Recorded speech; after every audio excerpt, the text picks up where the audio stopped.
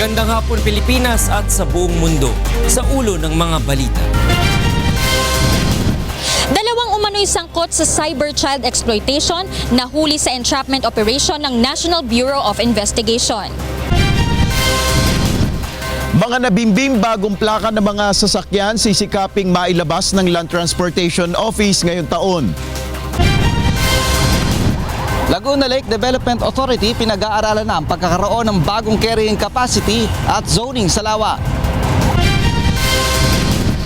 Malacanang itinuturing na foreign interference ang pagtuligsa ng European Parliament sa anti-drug war ng pamahalaan at panawagan nitong palayain na si Senador De Lima.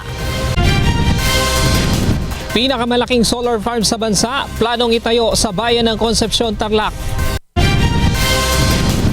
Malalaki at matatamis na strawberries ibinida sa festival sa Benguet.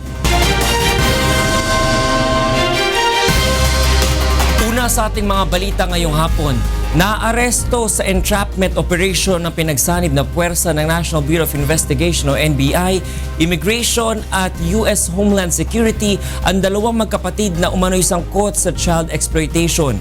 Ito ang balita ni Leslie Longbowen.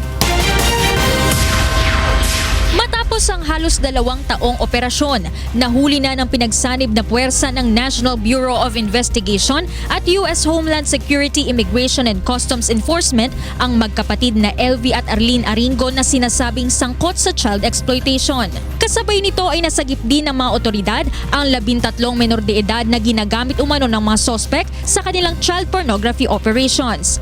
Kabilang sa mga biktima ay anak mismo at kaanak ng magkapatid kung saan ang pinakabata ay 2 buwang sanggol. Masakit dahil ang mga perpetrators are mga magulang at mga relatives. So sino pa ang pagkakatiwalaan ng mga kabataan natin ngayon kung even ang magulang nila is kinakalakal sila. Itinanggi naman ng mga sospek ang alegasyon. Pero hindi po namin ibebenta yung anak namin, hindi po. Nandun po kami para mag-swimming talaga. Dahil sa patuloy na pagdami ng mga kaso ng cybercrime, paalala ng mga otoridad sa mga magulang na bantayang mabuti ang kanilang mga anak, lalo na sa paggamit ng internet upang hindi sila masangkot sa ganitong mga gawain. And it's really heartbreaking, to see pornographic materials of children being distributed online. Because once these materials are distributed online, hindi yun na mabubura to. Okay, so it will always be there sa cyberspace. Nasa kustodiya na ng Department of Social Welfare and Development ang mga batang na-rescue ng mga otoridad. Ang mga nahuli namang sospek ay maaaring maharap sa patong-patong na kaso. Leslie Longbowen, UNTV News and Rescue, Manila. Sa kaugnay na balita, pinuri ng US Embassy sa Pilipinas ang matagumpay na operasyon ng pinagsanib na puwersa ng National Bureau of Investigation, Anti-Human Trafficking Division at US Homeland Security na nagresulta sa pagkakahuli sa 2 umano'y child traffickers. Sinabi ng US Embassy na isang magandang ehemplo ng US at Philippine cooperation ang operasyon upang malansag ang mga sindikato lalo na ang mga nambibiktima ng mga bata. Samantala, itinanggi ng kumpanyang Unilever na may pinanagutan sila sa pagkamatay ng 5 concert goers sa rave summer party sa Pasay City noong nakaraang taon. Wala rin umanong sinasabi sa reklamo ng National Bureau of Investigation o NBI kung anong partikular na aksyon o kapabayaan ang nagawa ng kanilang mga opisyal na nagresulta sa pagkamatay ng mga biktima. Ito ang balita ni Roderick Mendoza. Naghain na ng counter affidavit sa DOJ ang mga opisyal ng Unilever na sinampahan ng criminal negligence dahil sa nangyaring trahedya sa close-up concert noong nakaraang taon. Magugunitang 5 sa mga dumalo sa concert ang nasawi matapos makainom ng inuming hinaluan ng party drug. Ayon sa abogado ng kumpanya, bagamat ikinalulungkot nila ang nangyari, wala silang pananagutan at hindi sila ang dapat sisihin sa pagkamatay ng mga biktima. With due respect, it's erroneous, no? It's erroneous. dangerous to go after an organization, and they went after certain officers in the organization simply because they are officers without even any relation to the event. May depekto rin umano ang reklamo ng NBI dahil hindi man lang ipinaliwanag kung ano ang eksaktong pagkakamali o pagkukulang ng mga opisyal ng Unilever. You have to connect what happened, which is the unfortunate death, to a certain act or a certain omission or negligence. We want them to tell us how the death was caused by what particular act and by which particular individual. So that's the legal challenge that we pose to them. Pero iba ang pananaw dito ng abogado ng pamilya ng isa sa mga biktima. On the part of the complainants and the NBI, they are just to prove one thing, that through negligence, through lack of skill, lack of foresight and precaution, that led to the death of the decedents because of drugs that happened inside the concert. Matapos ang mahaba-habang pagtatalo sa pagdinig kanina, nagpasya ang piskal na bigyan ng pagkakataon ang pamilya ng mga biktima na magsumite ng karagdagang reklamo at ebidensya. Itutuloy ang preliminary investigation sa April 24. Roderick Mendoza, UNTV News and Rescue, Manila. Tinapos na ng Department of Justice o DOJ ang reinvestigation sa kaso ng pagdukot at pagpatay sa Korean businessman na si Ji Ik-ju. Sa pagdinig kanina, nagsumite na lamang ng counter affidavit si Superintendent Alan Macapagal sa reklamong obstruction of justice na isinampa ng NBI sa mga ilang tauhan ng PNP Anti-Kidnapping Group na nag-inspeksyon sa Green Funeral Services. Ayon kay Macapagal, suportado ng search warrant ang paghalughog nila sa lugar kung saan nakita ang golf set ni G na kasama umano sa ipinambayad ni SPO3 Ricky Santa Isabel sa may-ari ng punerarya upang sunugin ang bangkay ng biktima. Sarado na ang kaso at maglalabas na lamang ng resulta ng reinvestigation ng DOJ bago ang nakatakdang arraignment sa mga akusado sa April 19. Sa ibang balita, kinuwestiyon ng Malacanang ang pagsusumite ni Magdalo Party List Representative Gary Alejano ng impeachment complaint laban kay Pangulong Rodrigo Roa Duterte sa huling araw ng sesyon ng Kongreso. Sa isang pahayag, sinabi ni Presidential Spokesperson Undersecretary Ernesto Abella na magbibigay ito ng pagkakataon sa oposisyon upang sirain ang puri ng Pangulo ng halos 1.5 buwan. Bukod kay Congressman Alejano, may ilan din anyang mga senador at matataas na opisyal ng pamahalaan na sangkot umano sa paninirang ito upang maprotektahan ang kani-kanilang pansariling interes. Naniniwala ang Bangko Sentral ng Pilipinas na malaki ang naitulong ng anti-drug war ng pamahalaan para mapalago ang ekonomiya ng bansa. Ito ang balita ni Monokson. Maganda ang naging performance ng pakikipagtransaksyon ng Pilipinas sa ibang bansa noong 2016. Ayon sa Bangko Sentral ng Pilipinas, tumaas ang tinatawag na balance of payments ng Pilipinas noong nakarang taon na nangangahulugang mas maraming dolyar ang pumasok sa bansa. Malaki rin ang remittances mula sa mga overseas Filipino noong nakaraang taon na umabot ng 2.4 billion pesos, mas mataas sa 2.2 billion na naitala noong 2015. Ang bulto ng cash remittances ay nagmula sa Estados Unidos at sa Middle East. Ayon sa BSP, malaki ang posibilidad na magtuloy-tuloy ang paglago nito ngayong 2017, lalo na at mas magiging in-demand ang Filipino workers sa ibang bansa. We should also expect steady or stable demand for our overseas Filipino workers, okay? Particularly in the Middle East, the oil-producing, oil-exporting countries. Naniniwala rin ang BSP na may contributing factor ang war on drugs ng pamahalaan sa pagdami ng mga nagnanais magnegosyo sa bansa. If we look at the sentiment of businesses based on the business expectation survey, they also point to the improvement in the peace and order, including those drug-related campaigns, as contributing to the improved outlook of businesses on the economy. Nakikita rin ng BSP na bagamat nagpahiwatig si US President Donald Trump na babaguhin ang polisiya nito sa mga American company sa labas sa Estados Unidos, marami pa rin ang nais manatili sa bansa upang ituloy ang kanilang negosyo. It's the expansion that is a question. That's where the uncertainty is, whether they will expand or not. But I don't think they will pull out, but they will remain. Mon Hocson, UNTV News and Rescue, Manila.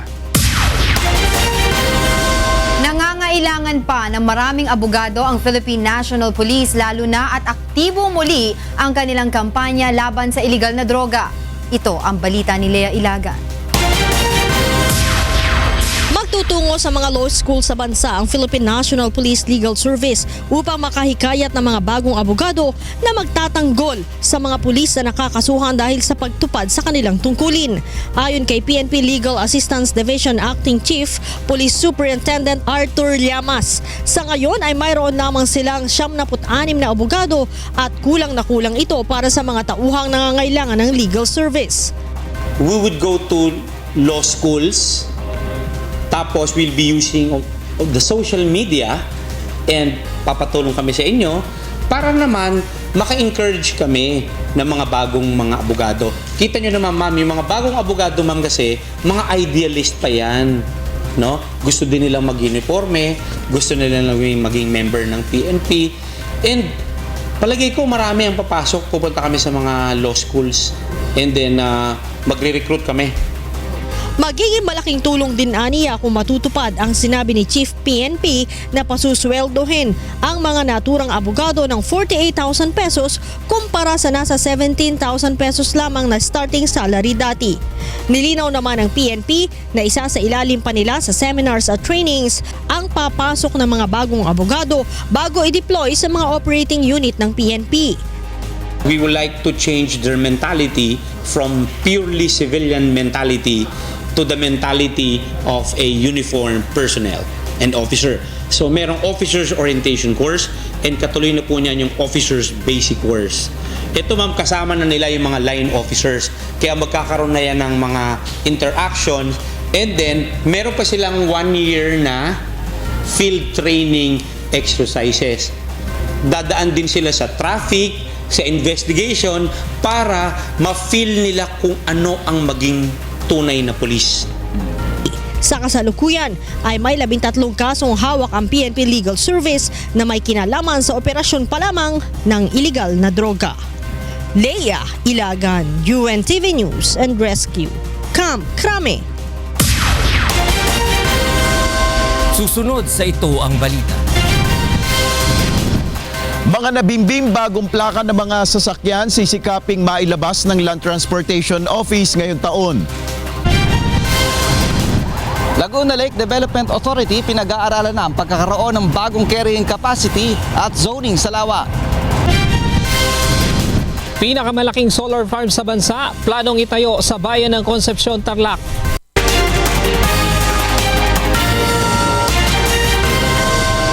Muling nagbabala ang Department of Trade and Industry o DTI sa publiko na mag-ingat po sa mga depektibong gadget at peking gamot na ibinebenta sa online market. Ito ang balita ni Joe Manano. Usong-uso na ngayon ang online shopping dahil bukod sa kumbinyente, kadalasan ay mura din ang mga paninda dito. Ngunit batay sa datos ng Department of Trade and Industry, umaabot na sa halos 20% na kanilang mga natatanggap na reklamo ay mula sa mga online shopper. Ayon kay DTI Undersecretary Chudoro Pascua, pangkaraniwan sa mga inirereklamo ng mga ito ang nabiling depektibong gadgets. Number 1, kapag sa gadgets, mga telepono, mga tablet, may sira madalas. It will take several days before it gets imported again. So pag nag-order ka, nakita mo may sira and the like, ang replacement capability niyan, turn around, matagal. Bukod sa mga gadget, may ilan ring consumer ang nagrereklamo hinggil sa peke o hindi otorisadong mga gamot na ibinebenta ng ibang online shop. Gaya na lamang ng nangyari sa isa sa ating mga kasambahay na si alias Ace. February 16 nang umorder siya sa isang online seller ng isang brand ng food supplement. Subalit nang ma-deliver na ang produkto, napag-alaman ni Ace na hindi pala ito aprobado ng Food and Drug Administration o FDA. Nakita ko kasi siya sa online, sale siya. Kaya binili ko. Kaya lang, nung i-check ko siya sa FDA, kasama pala siya sa pinagbabawal na i-consume dahil delikado. naitik ng tao. Pwede namang ibalik, kaya lang, kung ibinalik, hassle lang eh. Dahil dito, muling nagpaalala ngayon ng DTI sa publiko na mag-ingat sa mga ibinibentang produkto sa online market. Ayon sa DTI, hindi dapat basta-basta mahikayat ang isang consumer sa mga iniaalok na mga produkto sa iba't ibang uri ng social media sites gaya ng Facebook at Instagram. Dahil nga rin ng online walang masyadong expense, napapababa nilang presyo. Ang question ngayon, kung mababa ang presyo, lahat ba ng mababang presyo tama? Ang lagi mo iniisip, pababaan na lang, kakagatin mo. Hindi mo na tinitignan yung mga kondisyones nila. Sa kabila ng mga umiiral na batas na nagbibigay proteksyon sa karapatan ng mga consumer, aminado ang ahensya na nahihirapan silang maparusahan ang mga unauthorized online seller dahil hirap silang mamonitor ang mga ito, lalo na ang mga nasa ibang bansa. Ang problema lang sa kaayusan nito, unlike kunyari sa tindahan, Crostan, Mart, punta ka, ay nagtitinda ka ng fake. Dito, sabihin mo titinda ka ng fake, nasan yung nagtinda? Nandun sa ibang bansa. Sa ngayon ay pinag-aaralan na ng Department of Trade and Industry ang pagbuo ng mga polisiya para sa mga online business upang mabigyan ng tamang gabay ang mga mamimili higit sa tama at makatwirang produkto na dapat nilang tangkilikin. Joan Nano, UNTV News and Rescue, Quezon City. Tinawag ni Chief Presidential Legal Counsel Attorney Salvador Panelo na panghihimasok ang ginawang pagtuligsa ng European Parliament sa anti-drug war ng pamahalaan, maging ang panawagan nitong palayain si Senadora Leila de Lima. Ito ang balita ni Rosalie Cruz. Walang karapatang makialam ang European Parliament sa nangyayari sa Pilipinas. Ito ang pahayag ni Chief Presidential Legal Counsel Attorney Salvador Panelo nang hingian ng reaksyon hinggil sa pag-aproba ng European Parliament ng isang joint resolution na nananawagang palayain si Senador Leila de Lima at tuligsain ang anti-drug war ni Pangulong Rodrigo Duterte. Ayon sa abogado ng Duterte administration, hindi maaaring diktahan ng European Parliament ang pamahalaan sa kung ano ang dapat nitong gawin sa mga mamamayan na nasampahan ng kasong kriminal o kaya ay makialam sa judicial process ng bansa. Wala rin itong kapangyarihang utusan ng pamahalaan ng Pilipinas na gawin ang anumang bagay. Aniya, maliwanag anya itong panghihimasok sa international affairs ng bansa. Para sa paghihimasok sa sovereignty ng ating bansa. Isang pakikialam na paglapag sa ating sovereignty. Una na ring sinabi ng Malacanang na hindi nauunawaan ng European Parliament na dahil sa drug-related charges at hindi politically motivated ang pagkaaresto kay Senador de Lima. Nanawagan din itong irespeto ng naturang institusyon ang naging pagtugon ng Korte ng Pilipinas hinggil sa mga isinampang reklamo laban sa Lady Senator. You know, they simply seem to have a misunderstanding of what's happening to De Lima. The lady is being charged with crime, not political persuasions. So I think they ought to respect that. Sa ngayon ay wala pang inilalabas na pahayag ang European Parliament hinggil dito. Rosalie Cruz, UNTV News and Rescue, Malacanang. Problema pa rin hanggang ngayon ng mga may-ari ng mga sasakyan ang patuloy na pagkaantala sa paglalabas ng mga bagong plaka, maging ng umano'y mabagal na releasing ng official receipt at certification of registration o ORCR. Ayon naman sa Land Transportation Office o LTO, sisikapin nilang mailabas ang mga bagong plaka ng mga sasakyang bago matapos ang taon. Ito ang balita ni Nel Maribuhok. Tila nawawalan na ng pag-asa ang ilang dealer ng mga sasakyan na mailalabas pa ng Land Transportation Office sa mga bagong plaka sa oras. Sa mga bumibili ng mga bagong motorsiklo, kinakailangan anya na maghintay muna ng 1 buwan ng may-ari bago ito tuluyang magamit sa mga pangunahing kalsada. Pwede mo siyang gamitin along highway within 1 week. Pagkatapos ng 1 week, along the barangay mo lang siya pwedeng gamitin dahil antay mo yung ORCR mo. Ngunit ayon sa sales executive ng isang motorcycle dealer sa Quezon City, bagamat may mga problema sa plaka at minsan ay sa mabagal na paglalabas ng mga rehistro ng mga sasakyan, ay hindi ito dahilan upang bumaba naman ang kanilang mga benta. License plate, hindi na kami umaasak talaga ron. Minsan kasi ang plate kasi, kahit tapos ng hulugan ni customer, wala pa rin yung plaka. Ayon naman kay LTO Chief Edgar Galvante, pipilitin nila na agad na mapalabas ang mga bagong plaka bago matapos ang taon. Hopefully, by end of third quarter, mag-uumpisa nang mag-distribute ng bagong plaka. Maging ang pag-i-issue ngayon ng mga ORCR ay pinapabilis na nila ang proseso ng hanggang 3 araw kung walang problema o kulang sa mga hinihinging dokumento. Sa kasalukuyan ay nakikipag-usap muna sila sa mga car manufacturer at dealer para sa alternatibong plaka ng mga sasakyan. Request namin na yung conduction sticker, i-produce yan na parang plate number din ng size. Tapos meron kaming ibang pinalagay dong mga numero. June 2016 na maghain ng temporary restraining order ang Korte Suprema sa Department of Transportation and Communications para sa pagdidistribute ng 700,000 license plates na donated ng Bureau of Customs. Sa ngayon ay nasa bidding process pa ang pagpapagawa ng mga plaka kung saan tinatayang umaabot sa 3 milyon ang backlogs ng ahensya sa license plates. Nel Maribuhok, UNTV News and Rescue, House of Representatives. Simula na sa Lunes, March 20, ang pagpapataw ng 2,000 pisong multa sa mga motoristang lalabag sa light truck ban.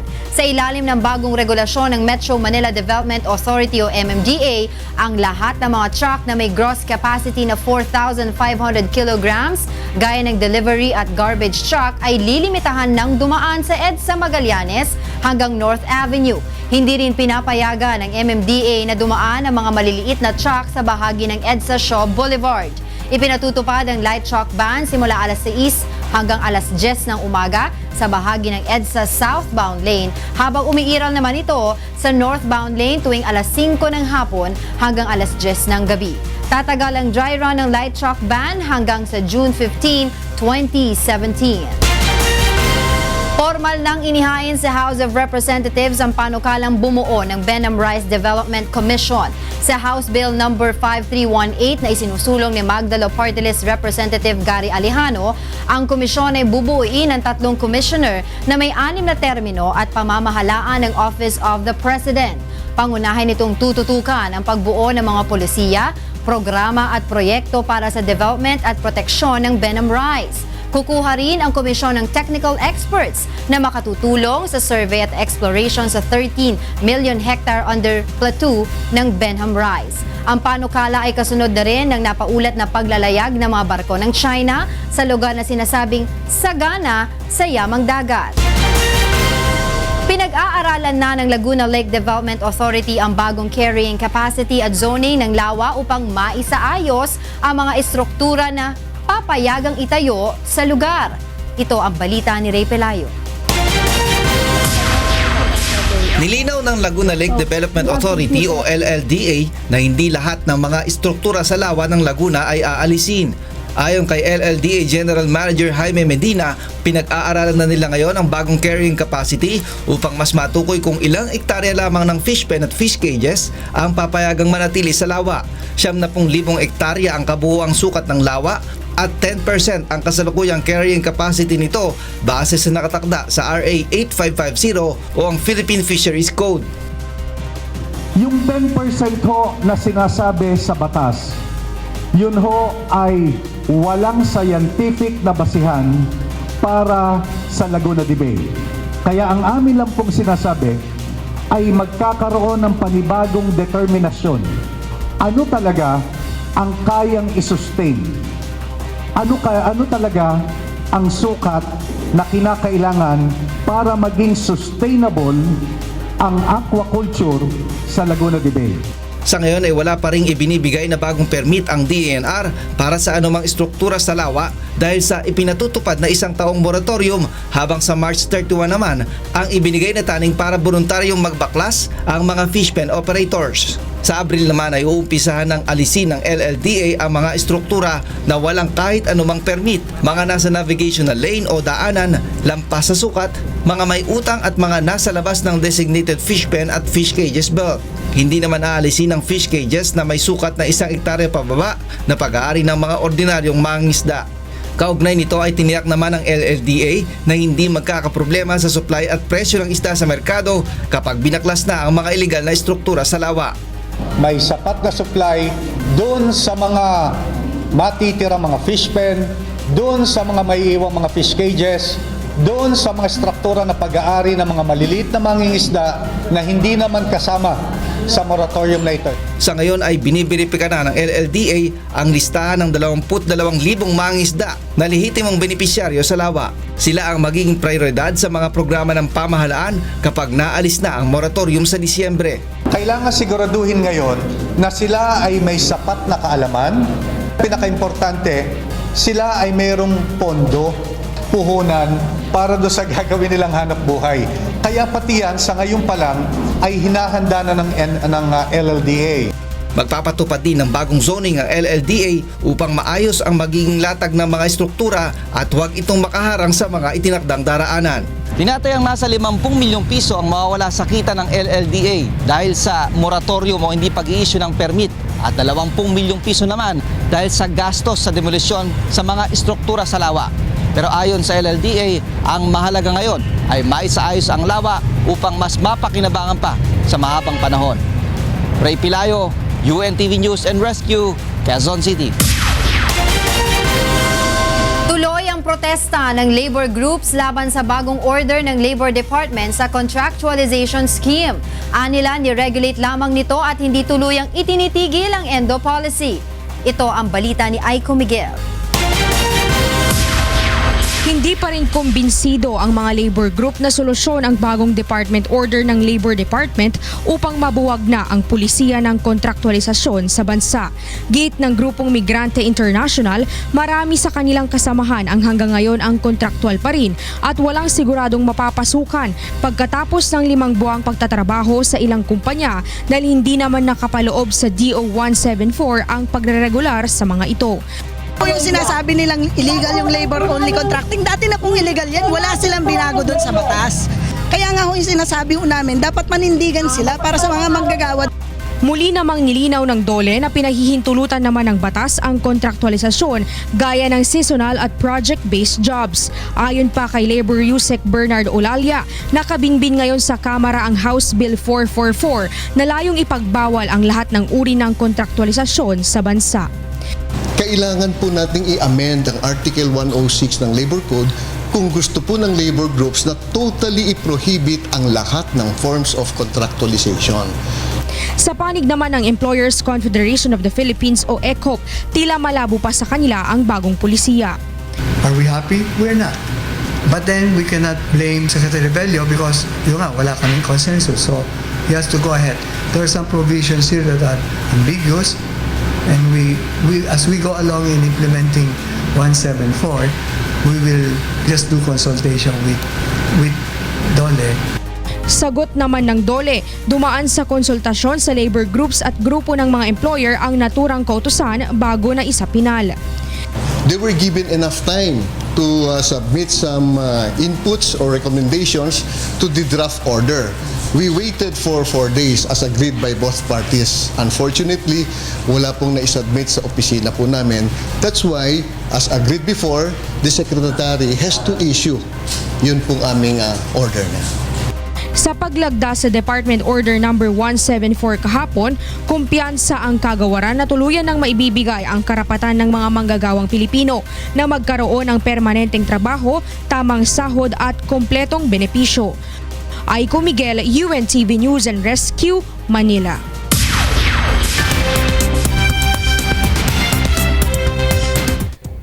And for the news abroad, the United States Justice Department announces the indictment of 2 hackers and 2 Russian spies in the 2014 breach of Yahoo user accounts. Noel Poliarco reports. One of the 4 suspects in the cyber hacking of more than 500 million Yahoo user accounts in 2014 was arrested here in Ontario, Canada. On Tuesday morning, Toronto police arrested 22-year-old Karim Baratov, a Canadian citizen, in his home. 3 Russian nationals were his accomplices, 2 of which are Russian Federal Security Services officials, considered to be masterminds of the cyber hacking. Dmitry Dokachayev and Igor Sushchin, both FSB officers, protected, directed, facilitated, and paid criminal hackers to collect information through computer intrusions in the United States and elsewhere. They worked with co-conspirators Alexei Belan and Karim Baratov. FBI officials announced the charges laid against the suspects, which includes conspiracy, computer fraud and abuse, theft of trade secrets, wire fraud, and aggravated identity theft. The case is not linked to the hacking of Democratic Party emails of the past U.S. presidential election. So our indictment doesn't allege any connection between this intrusion and the intrusions into the DNC. That's a separate investigation, and I have no comment on the If the court proves the allegation against Baratov, he can face more than 27 years in prison. Noel Poliarco, UNTV News and Rescue, Toronto, Canada. Suspected Sinaloa cartel leader Juan Jose Esparragosa Monzon, alias El Negro, has escaped a Mexican prison in the northwestern city of Culiacan. Authorities said prison guards reported him missing early afternoon on Thursday, but none of the other 2,500 prisoners in the facility were found to have been missing. The United States has recently asked for his extradition. Authorities claim El Negro is responsible for laundering cartel proceeds and for violence in the border cities of Tijuana and Mexicali. Heavy flooding continued to wreak havoc in western Peru as ongoing rains caused heavy rivers to overflow. Aldrin Solibet details this report. Imágenes de video dramático mostrado el martes. Miembros del ejército peruano están evacuando docenas de niños y sus parientes desde áreas inundado en noroeste región de Lambayeque. Un helicóptero fue visto flotando sobre del agua de inundación lodoso mientras las tropas cargando los niños a sus hombros aseguró en agua a la cintura. Las fuerzas armadas han evacuado 72 personas del distrito de Pacora, incluyendo 35 niños.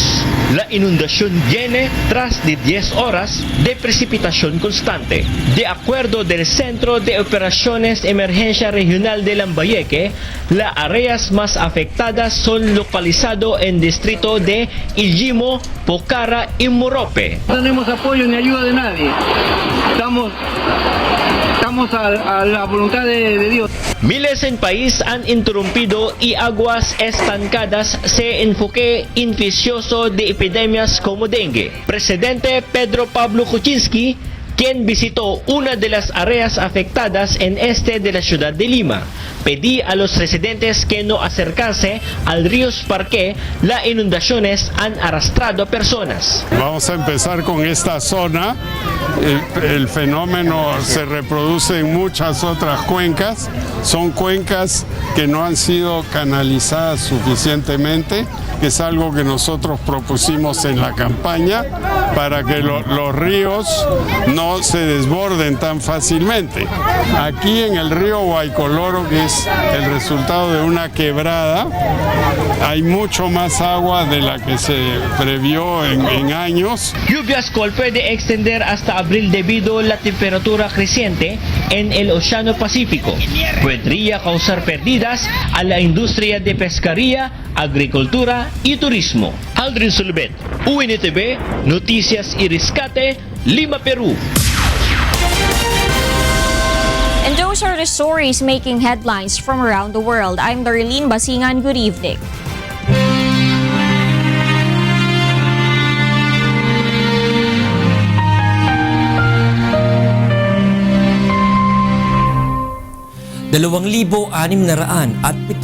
isang araw na po ang nakalipas mula na maganap ang malagim na Maguindanao Massacre. Ngunit hanggang ngayon ay naghahanap pa rin tayo ng katarungan sa mga biktima ng malagim na krimen. At sa tila madilim na hinaharap ng kaso, hindi po bibitiw ang UNTV sa labang ito hanggang makamit ang katarungan hindi lamang para sa aming 4 na kasamahan, kundi sa lahat ng mga biktima ng karumal-dumal na pamamaslang. Susunod sa Ito Ang Balita. Malalaki at matatamis na strawberries ibinida sa festival sa Benguet.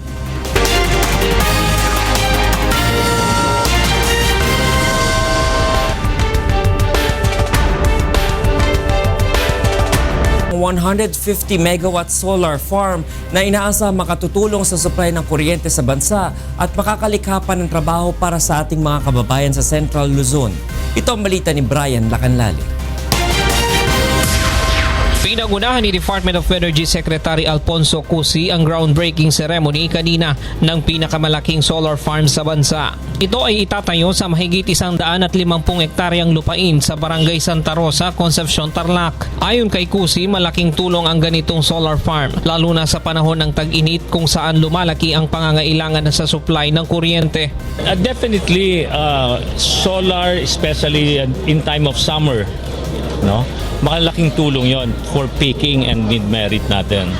So sabi ko nga, how I wish that it's here already during this summer because it will definitely help the supply.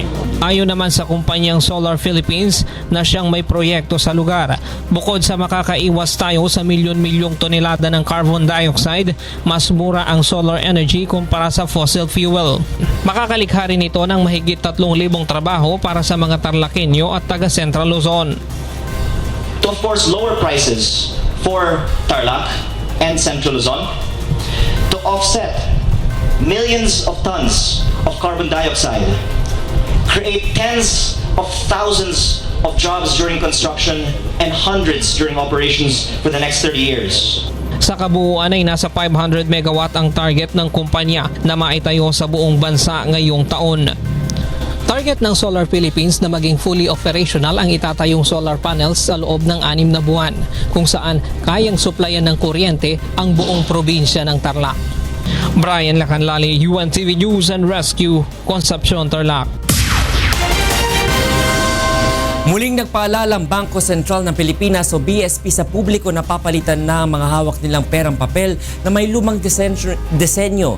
Hanggang March 31 na lamang maaaring papalitan ang mga lumang pera sa mga sangay ng BSP at mga otorisado nilang bangko. Simula sa Abril ay wala nang halaga ang lumang banknotes na bahagi ng old generation series na ilalabas noong 1985. Nagpaalala rin ang BSP sa mga Pilipinong nasa ibang bansa na iparehistro ang hawak nilang mga lumang perang papel sa website bago matapos ang buwan kung hindi nila ito agad mapapalitan. Ang demonetization program na sinimulan noong 2010 na paraan ng bangko para maiwasan ang pamimeke ng pera.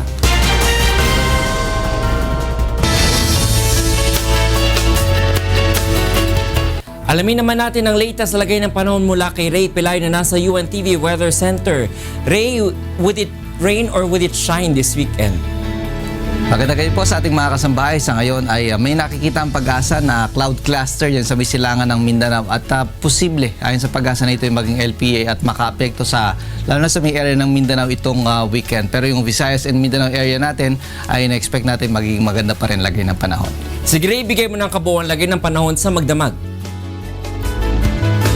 Ito po magilagay ng panahon sa mga susunod na oras. Yung nga pong amihan, nakaka-apekto pa rin po sa may area ng Luzon. At sa forecast po ng pag-asa, ang Metro Manila at malaking bahagi ng Luzon makakaranas po ng bagyang maulap hanggang sa maulap na papawirin.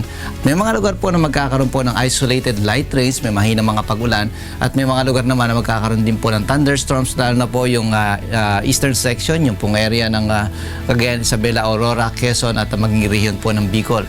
Sa Science Garden sa Quezon City, maaari pong umabot sa 32 degrees Celsius yung pinakamataas na temperatura bukas. Ganyan din po sa Puerto Princesa, sa Baguio naman po 15 to 25 at 19 to 29 sa may area po ng Tagaytay. Ang Visayas ay makakaranas po ng fair weather pero may mga chance na magkakaroon naman ng mga pagulan, pagkidlat at pagkulog, lalo na po yung Samar at Leyte area. Ang temperatura maaari pong umabot bukas sa may area po ng Visayas hanggang 30 degrees Celsius. Yan naman po sa may Mindanao ay makakaranas din po ng magandang lagay ng panahon at yung isolated thunderstorms dyan po sa may area naman ng Caraga Region. Sa Cagayan de Oro City at Metro Davao, maaari pong umabot sa 31 degrees Celsius yung pinakamataas na temperatura bukas at 33 sa may area po ng Zamboanga City. Samantala ang atin pong sunrise 6:03 a.m. atin naman pong sunset 6:07 p.m. Yan ang ating ulat panahon. Mula naman po tumaraw, huwag natin kalilimutang pasalamatan ang Diyos na lumalang. Balik po sa inyo. Maraming salamat Ray Pelayo mula sa UNTV Weather Center. Alamin rin natin ang sitwasyon sa mga lansangan sa oras na ito mula sa Commonwealth Avenue sa Quezon City. Ito ang balita ni Monokson Live. Mon, kamusta dyan? Magandang gabi, Atty. Reg. Gabay naman ng ating mga commuters para sa mga umuwi sa oras na ito, lalo na dito sa may area ng Commonwealth Avenue. Narito po ang sitwasyon ng trapiko. Sa mga manggagaling po ng Fairview area at dadaan po ng Commonwealth, medyo traffic po dyan sa area ng Fairview at hanggang sa may Doña Carmen. Pero huwag kayong mag-alala dahil paglagpas po ng Gusali dyan sa may area ng Sandigan Bayan, maluwag na po ang daloy ng mga sasakyan, tuloy-tuloy po hanggang dyan sa may kanto ng Tandang Sora. At hanggang dito po sa nakikita nyo ngayon, tapat po ng Techno Hub at hanggang dyan sa may tapat po ng Philcoa. Samantala, ang mga papunta naman ng area ng Fairview dadaan po ng Commonwealth, may kaunting pagbagal dyan po sa tapat ng Philcoa. After po niyan, maging maluwag naman ang pagbiyahe hanggang dito po sa may area ng Techno Hub, dyan po sa may area ng Tandang Sora at patuloy po dyan sa may area ng Batasan.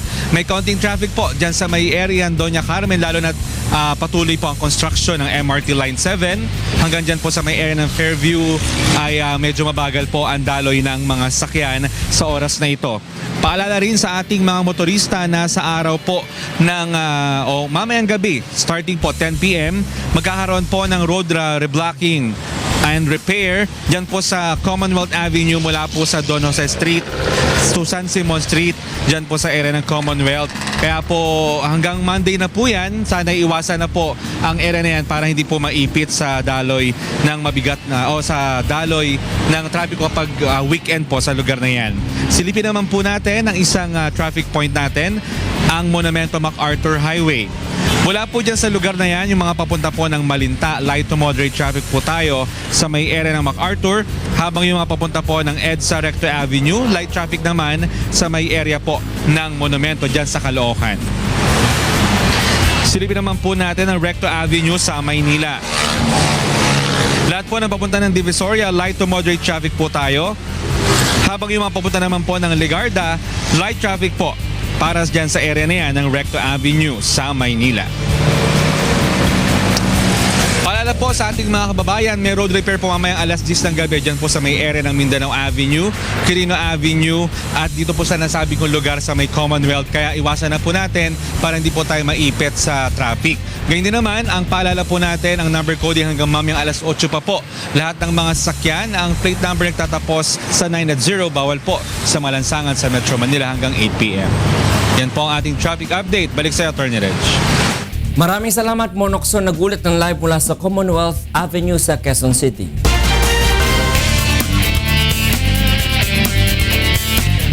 Tatlong drug suspect ang naaresto sa magkahiwalay na buy-bust operation sa Caloocan at Quezon City kagabi. Ito ang balita ni Maki Libradilla. Dalawang magkahiwalay na buy-bust operation ang isinagawa ng mga tauhan ng Drug Enforcement Team ng Quezon City Police District. Sa barangay E. Rodriguez, naaresto ang isang tricycle driver na umano'y tulak ng ipinagbabawal na gamot matapos tanggapin mula sa poser buyer ang 300 piso kapalit ng shabu. Yung bayan natin nag-pretend nagpanggap na pasahero at nakabili sa kanya. So ang nangyayari yan, yung mga pasahero sinasakay niya, maaaring binibintahan niya rin. Nakakuha sa sospek ng ilang paketa ng hinihinalang shabu na tinatayang nagkakahalaga ng 2,500 pesos at ang 300 pesos na marked money. Samantala, isa pang tricycle driver ang nahuli sa barangay Damayan del Monte Avenue dahil sa pagkakasama nito sa drug watchlist ng barangay. Pangunahing parokyano umano ng sospek ang ilang residente sa lugar at mga kasamahan niyang tricycle driver. Na-recover sa sospek ang 2 pakete ng hinihinalang shabu at 200 pesos na marked money. Ngunit depensa ng sospek, nakatambay lang siya sa labas ng kanilang bahay nang hulihin ng mga pulis. Di po nakistambay lang po ako sa tricycle. Tapos? Wala na po. Bigla ko na nagulat po ako. Hinuli ka nila?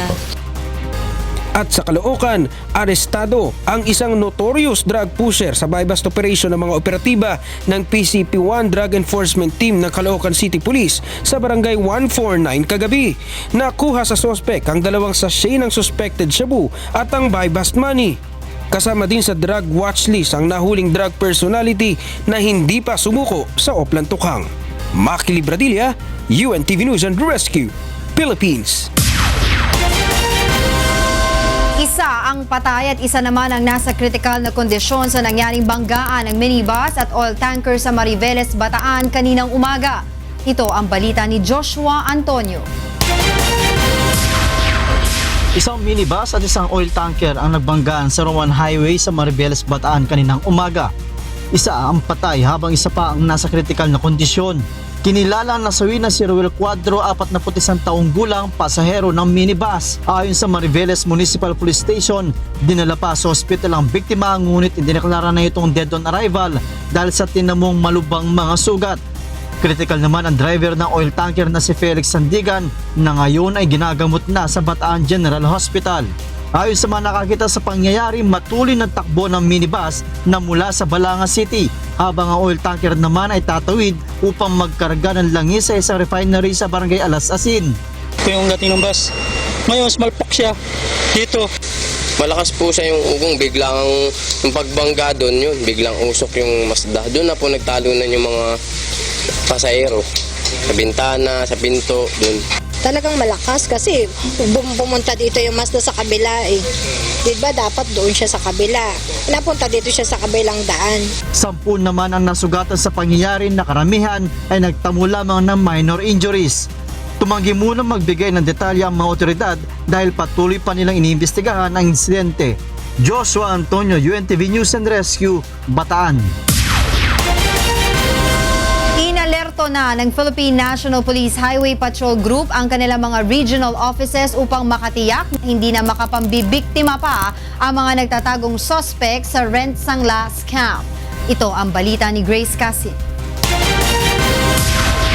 Naniniwala ang Philippine National Police Highway Patrol Group na posibleng hindi pa rin tuluyang nahihinto ang operasyon ng rent sangla scam sa kabila ng pagkakaaresto ng ilang taong sangkot dito. Bunsod nito, inalerto na ni PNP HPG Director Police Chief Superintendent Antonio Garjola Jr. ang kanilang mga regional offices upang ipaalam sa kanilang mga nasasakupan ang panlolokong ginagawa ng grupo. Lalo't marami pa ang mga sasakyang nawawala na base sa kanilang impormasyon ay inalis na sa Luzon at dinala na sa Visayas at Mindanao. Educate namin sila kung anong modus operandi so that in their talking points they can discuss sa Trimedia kung ano ang modus operandi ng sindikatong ito para malaman na rin ng taong bayan kung ano ang kanilang babantayan. Tiniyak naman ni Garjola na hindi titigil ang ahensya hanggat hindi nahuhuli ang lahat ng mga nasa likod ng multi-billion pesos scam na ito. Posible pang makapanloko pa sila. Kaya nga ito, nagpapano kami ng information drive through the Trimedia. Mahigit 600 sasakyan lang ang na-recover ng HPG sa kabuang 1,800 vehicles na involved sa scam. Mahigit 200 dito ay naibalik na sa mga biktima. Sisimulan na rin sa Lunes ang preliminary investigation sa syndicated estafa case na kasalukuyang nakasampa laban sa mga suspect. Grace Casin, UNTV News and Rescue, Camp Crame.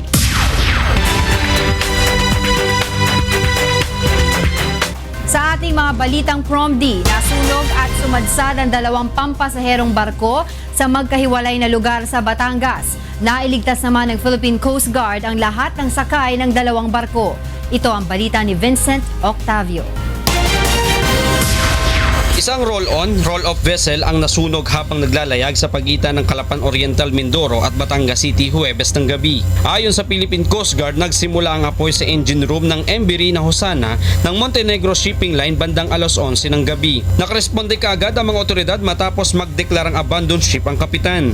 Nailigtas ang 88 pasahero at 26 na tripulante na kaagad na ilipat sa ibang barko. Pansamantalang nakadaong sa Batangas Port ang MV Rina Hosana habang nagsasagawa ng investigasyon ng Special Board of Marine Inquiry upang matukoy ang totoong naging sanhi ng sunog. Samantala, isang barko naman ang sumadsad malapit sa isang isla sa Batangas kaninang madaling araw. Nailigtas naman ng mga tauhan ng Philippine Coast Guard ang lahat ng 144 na pasahero at tripulante ng MV Divina Gracia, ngunit 3 sa mga pasahero ang nagtamo ng minor injuries na agad namang nalapatan ng Pangunang Lunas. Napag-alaman ng MV Divina Gracia ang sasaklolo sana sa nasunog na MV Rina Hosana. Supposed to be siya yung tumulong din na mag-combat ng fire. Along with our BRP Malabrigo. Kasama po doon. At sa kasamang palad po, ito pong barko na to ay nadrift. So hanggang po siya, nakarating po siya doon sa may sa Malahibo Manok, ay doon po siya na ground. Nilinaw naman ng PCG na hindi magdudulot ng oil spill ang pagsadsad ng barko. Vincent Octavio, UNTV News and Rescue, Batangas. Nakasentro ngayon sa high-value targets ang operasyon ng PDEA sa Calabarzon matapos maibalik ang illegal drug operation ng Philippine National Police. Ito ang balita ni Sherwin Kulubong. Nakatutok ngayon ang Philippine Drug Enforcement Agency Calabarzon sa follow-up operation laban sa high-value target sa rehiyon matapos maibalik ang PNP drug operation. Tulad na lamang ng isang Taiwanese national na nahulihan ng 1 kilo ng shabu at sa isang babae na nakuhanan din ng 1 kilong shabu kamakailan na may kontak umano sa loob ng Bilibid sa Muntinlupa City. Ayon kay PDEA Regional Director Archie Grande, malaking tulong ang puwersa ng PNP upang matutukan rin ang clearing ng drug suspects sa barangay level. Magko-concentrate ulit tayo doon sa mga malalaking tao na involved sa droga. Ito yung mga high value targets saka pag-operate ng mga high impact operation. Sa tala ng Calabarzon Police simula noong Marso 6 hanggang Marso 17, nakapagtala na sila ng 217 na operasyon sa iligal na droga. 197 dito ang mga naarestong drug pusher habang 153 naman ang mga naarestong gumagamit ng ipinagbabawal na gamot. Umaasa ang PDEA na sa tulong ng PNP, AFP at suporta ng ating mga kababayan ay tuluyan ng masusugpo ang iligal na droga sa bansa.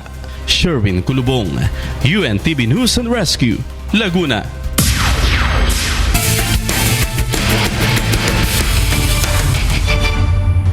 Sa Martes na malalaman kung alin sa Malacanang Kamao at PNP responders ang tatanghaling kampyon ng UNTV Cup Season 5 sa kanilang pagharap sa Game 3 sa Smart Araneta Coliseum.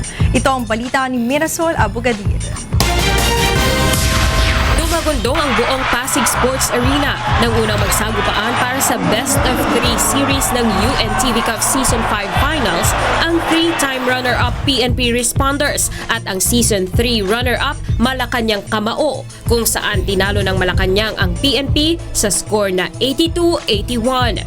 Mas lalong naging intense ang hiyawan ng fans ng magkabilang koponan sa makapigil hiningang Game 2 noong Martes sa Smart Araneta Coliseum kung saan ang responders naman ang nagwagi sa score na 67-61. Kaya naman sa darating na Martes, excited na ang supporters ng PNP Responders at Malacanang Kamao. Ito na ang ikalawang beses na tatangkain ng Malacanang team na makuha ang kampyonato sa natatanging liga ng mga public servant. Kaya nila yung natalo na nila una. Panalo yan next.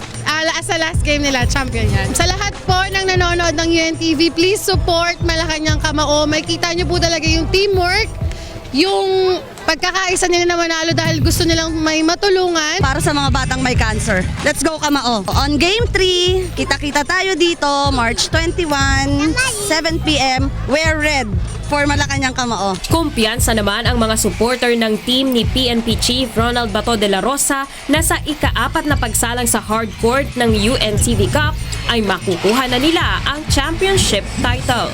Galingan pa nila, tapos lakasan pa nila yung depensa para mapanalo nila, lalo maging championship! Sabi ko na kanina, yung defense na nagpanalo, sabi ko na yung defense. At napakaganda ng game na to. Abangan natin yung game 3.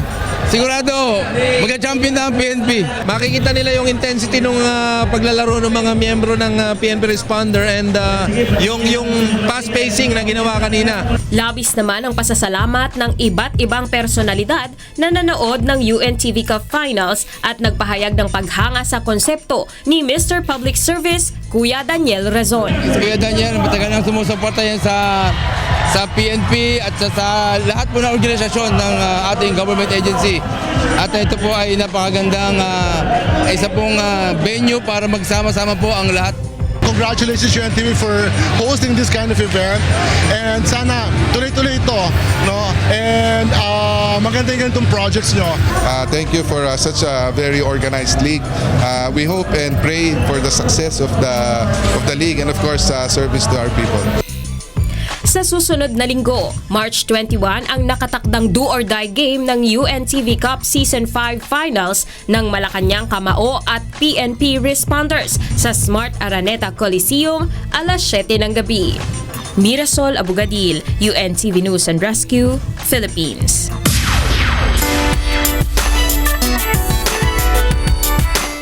Ibinida sa isang festival sa La Trinidad, Benguet ang malalaki at matanamis na strawberries na pangunahing produkto ng probinsya. Ito ang balita ni Grace Doctolero. Highlight sa pagdiriwang ng 36 Festival sa La Trinidad, Benguet ang mga sariwa, matatamis at malalaking strawberries na pinitas mula mismo sa taniman ng mga magsasaka sa probinsya.